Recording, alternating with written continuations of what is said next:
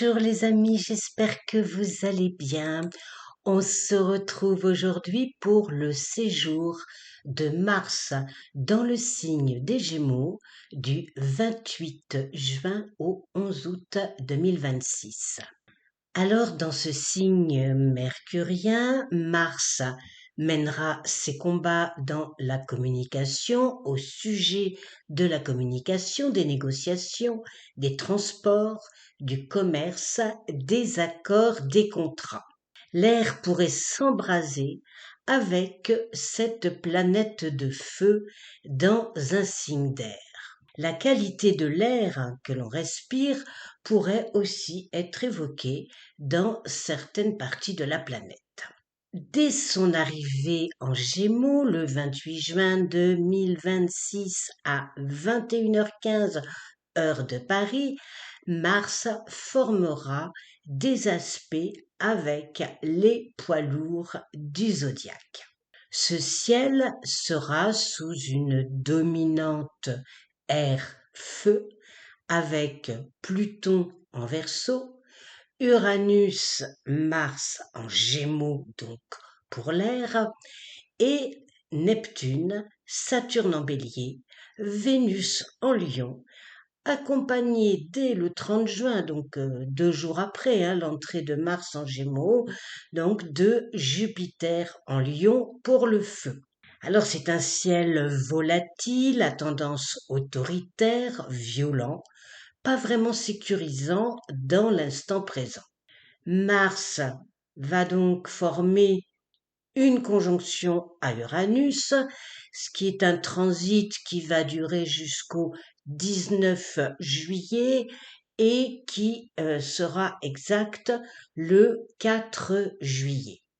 Alors cette conjonction, elle est porteuse de conflits, d'agressivité, d'électricité dans l'air, d'incidents diplomatiques, de volte-face inattendus. Cyberattaques, par exemple, les protections des données pourraient être au cœur de l'actualité. Cette conjonction va générer des remises en cause, une volonté aussi de se libérer de contraintes si elles semblent abusives. On va pas se raconter d'histoire, c'est un aspect révolutionnaire vu le ciel astrologique lors de cette période. Il parle aussi d'innovation technologique, humanitaire et d'unité sociale. Bon, maintenant, écoutez, reste à savoir à quelle sauce avec Pluton en Verseau. Parce que Mars sera en conjonction avec Uranus, mais va être au trigone de Pluton. Et ça jusqu'au 16 juillet et transit exact le 5 juillet. Donc on a une conjonction Mars-Uranus exact le 4 juillet, un trigone Mars-Pluton exact le 5 juillet, ce qui veut dire que pendant cette période, alors ça peut démarrer le premier, ça peut voilà, mais pendant cette période, ça risque quand même d'être tendu et comme on peut dire, de remuer le cocotier. Alors, cet aspect Mars-Pluton, Trigone-Pluton est l'indicateur d'une énergie volcanique, d'un esprit guerrier, compétitif, mais qui met aussi en garde sur les limites à ne pas franchir. Il est porteur d'ambition, mais pas du tout du genre à fuir les confrontations. Il y a un côté inflexible avec une détermination inébranlable, une intelligence calculée, intentionnelle, ciblée, pour se relever des difficultés. Et même si tout semble perdu, ce transit apporte les ressources nécessaires, une capacité à mobiliser ses troupes. Alors quand je dis ses troupes, ça peut être soi-même, toutes ses forces, son potentiel pour affronter, résoudre, surmonter les problèmes. Le 28 juin donc 2026, eh bien Mars, il sera au sextile de Neptune jusqu'au 10 juillet, exact aussi le 5 juillet. Alors là, c'est plutôt une bonne nouvelle, il tendra à adoucir une ou des situations à apporter une forme de protection, ce qui va être bienvenu, parce que Jupiter, lui, va arriver en Lion le 30 juin, 8h30 heure de Paris, et il va être aussi sec en opposition à Pluton jusqu'au 11 août environ. Et c'est un aspect exact le 20 juillet. La dernière fois que ces deux-là se sont retrouvés face à face, c'était en 2014, dans l'axe Cancer-Capricorne. C'est la période de l'annexion de la Crimée par la Russie. Alors, il y a eu d'autres événements, bien sûr, cette année-là, mais si je vous parle de celui de cet événement, c'est parce que le conflit Russie-Ukraine est malheureusement toujours d'actualité en 2026. Et l'entrée de Jupiter en Lion, alors là, bon, je vous parle plus uniquement de Mars, mais c'est compliqué de faire, si vous voulez, une analyse d'une planète sans tenir compte aussi de l'environnement et des planètes qui transitent le ciel à ce moment-là. On ne peut pas l'extirper tout seul comme ça, voyez-vous. Donc l'entrée de Jupiter en Lion aura lieu quelques heures après la pleine lune du 30 juin 2026 à 1h56, et cette pleine lune se formera à 8 degrés 15 en Capricorne. Et c'est une pleine lune qui n'est pas vraiment de bonne humeur, hein. Elle sera au carré de Neptune et de Saturne en Bélier. Alors évidemment, bon, de quoi réactiver l'énervement, la confusion, l'insécurité, les tensions liées au contrôle, à l'autorité, aux restrictions. Bon, les charges émotionnelles, budgétaires sembleront lourdes à porter comme un fardeau sur le dos.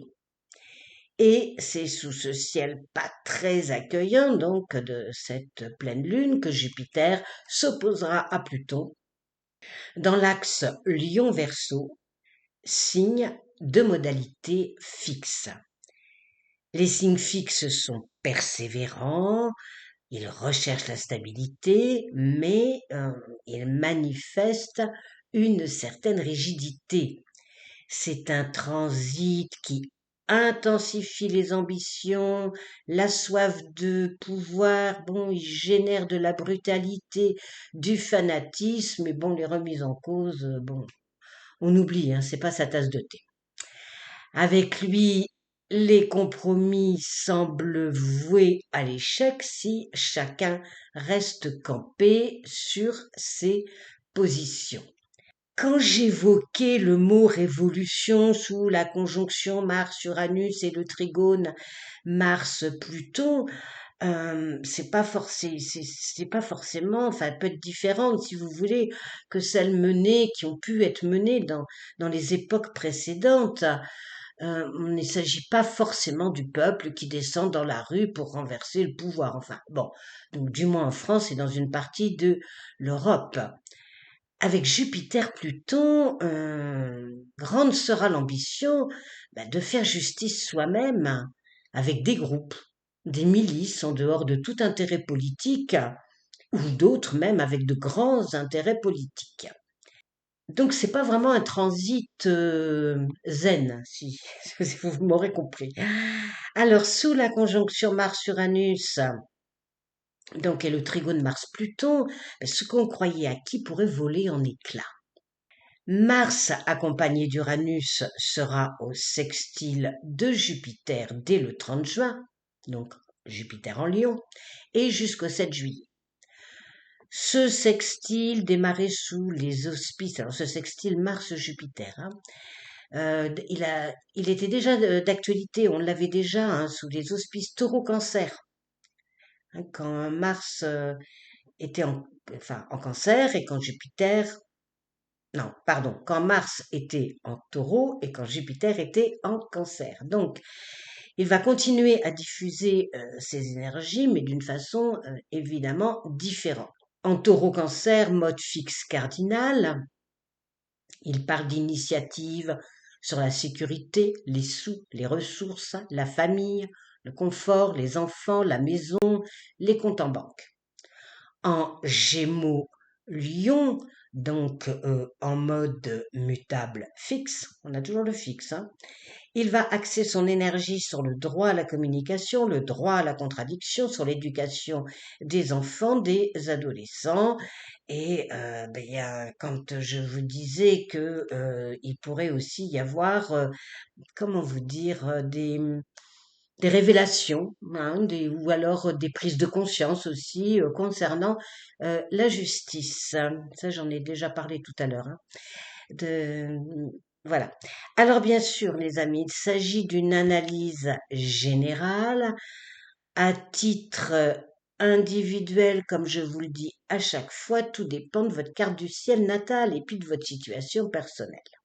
Mars va continuer son chemin en Gémeaux, va former un sextile à Saturne, donc en bélier, hein, je le dis, du 13 au 26 juillet, qui va être exact le 19 juillet.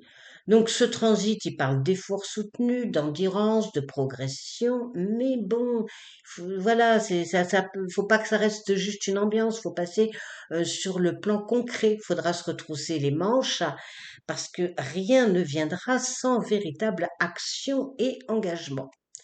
Parce que le risque, voilà, c'est de croire que la chance, enfin que ça va aller quand même, sans trop se casser la tête. Et Mercure, qui lui, enfin c'est le maître des Gémeaux, hein, il rétrograde en Cancer là, il va se trouver lui au carré de Saturne, donc il va confirmer l'importance de bien cibler ses objectifs, et puis de dire, enfin, il y aura une obligation de persévérance parce que, voilà, les retards, les blocages, bah, pourraient jalonner un chemin parfois incertain. Et même si on essaye de revenir en arrière, enfin, revenir en arrière, on peut pas aller dans le passé, mais on peut revenir sur des accords éventuels qui se seraient, ou des désaccords et qui auraient été formés dans le passé, et ça pourrait coincer, si vous voulez. Alors oui, voilà. Ah ben j'ai failli oublier. Mars sera au carré de Vénus. Alors, c'est un transit mineur, ça va pas changer la face du monde. À titre personnel, il pourrait y avoir du tiraillement avec son conjoint ou avec ses proches, hein, avec l'impression de ne pas parler le même langage. Il faudra trouver des moyens de communication plus harmonieux en étant à l'écoute de l'autre, des autres. Voilà les amis pour ce séjour astrologique de Mars en Gémeaux.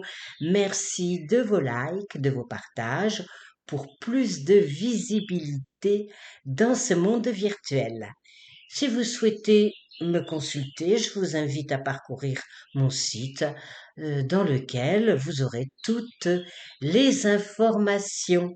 Je vous dis à très vite. Au revoir.